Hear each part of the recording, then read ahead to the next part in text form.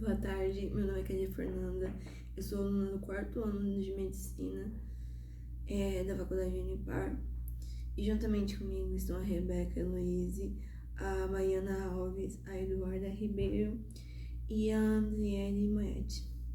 E juntamente com nossa professora e orientadora, a doutora Maiana Vitória Gasperini. E estamos aqui para apresentar a doença hepática gordurosa não alcoólica, ou DHGNA. Primeiramente, antes de iniciar todo o quadro clínico da doença, a gente precisa primeiro falar de algumas mudanças que ocorreram ao longo dos anos.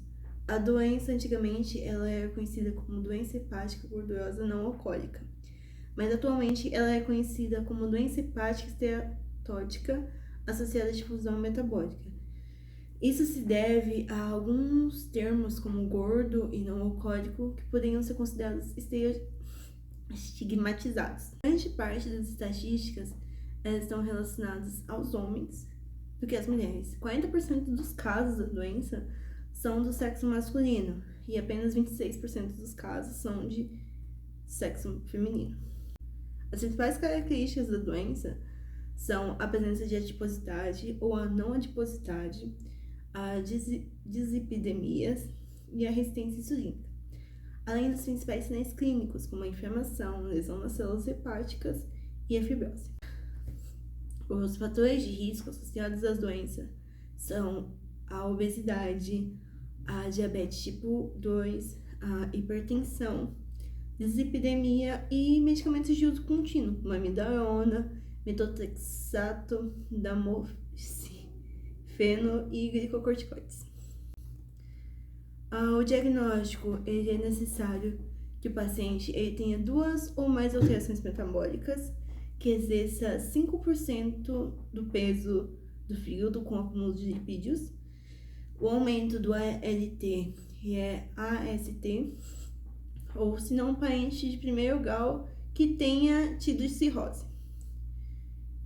Além dos diagnósticos diferenciais da patologia, como a hepatite C, doença de Wilson no sistema parental, doença hepática medicamentosa e outros diagnósticos semelhantes.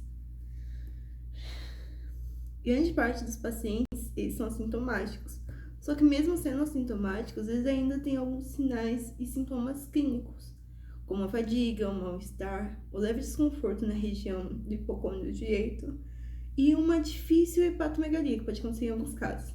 Esses são sintomas não característicos da doença, só que podem vir por conta da doença. E a maioria dos pacientes eles descobrem por um ultrassom abdominal, que é um achado sem querer. Os exames laboratoriais que são feitos e que dão alterados são o AST, o ALT, que pode estar 2 a 5 vezes maior do que o valor, as fosfatase alcalina aumentada de 2 a 3% maior, a albumina e a bilirrubina normais, ou se não anormais em pacientes cirróticos, a saturação de ferritina aumentadas, e esses são os exames laboratoriais. O manejo ele é feito dependendo do grau que está a doença. Ele pode ser avaliado partindo das gravidades das lesões, ou se não, com a presença de fibrose. Geralmente, os cuidados básicos são a perda de peso, a cessação do alcoolismo, a mudança do estilo de vida, a imunização contra a hepatite B e A, C e a diminuição de fatores de risco para doenças cardiovasculares, que pode ser um agravante. Tem o manejo medicamentoso, só que ele é feito quando pessoas têm dificuldade de perder peso, e nesse caso são usados os agonistas do GLP-1, o uso de vitamina E e a pioglitazona.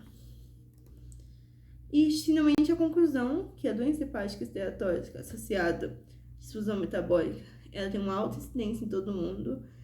Ela é uma doença que parte devido a mudanças de hábitos, sedentarismo e aumento de peso. E ela também está associada às outras doenças crônicas do fígado.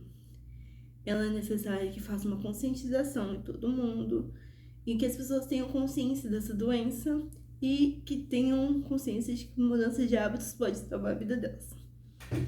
Essas são as referências e muito obrigada.